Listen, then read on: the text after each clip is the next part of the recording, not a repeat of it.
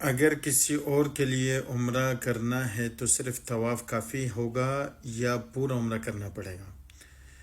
دیکھیں، اس میں دو چیزیں ہیں۔ اگر آپ کسی کے لیے عمرہ کرنا چاہتے ہیں تو وہ عمرے کا نام جو ہے وہ احرام، میقات سے احرام باندھنا، اسی طرح طواف کرنا، طواف کے بعد 2 رکعت پڑھنا، سعی کرنا، سعی کے بعد 2 رکعت پڑھنا، حلق کرنا، یہ تمام افعال جو ہیں اس کا مجموعہ کا نام جو ہے وہ عمرہ ہے۔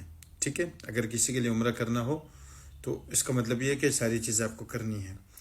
اگر کسی کے لیے صرف اور صرف طواف کرنا ہو تو طواف کر کے اس کا جو ثواب ہے اس کو آپ ایصال ثواب کر دیں۔ ٹھیک ہے، اس کو عمرہ نہیں کہیں گے۔ لیکن اگر کسی کے لیے عمرہ کرنا ہو تو عمرے کا مطلب یہ ہے کہ ان تمام افعال کا مجموعہ جو ہے وہ عمرہ کہلاتا ہے، خالی طواف عمرہ نہیں کہلاتا ہے۔ طواف کرنے سے آپ یہ نہیں سمجھے کہ آپ نے عمرہ کر لیا فلاں شخص کے لیے۔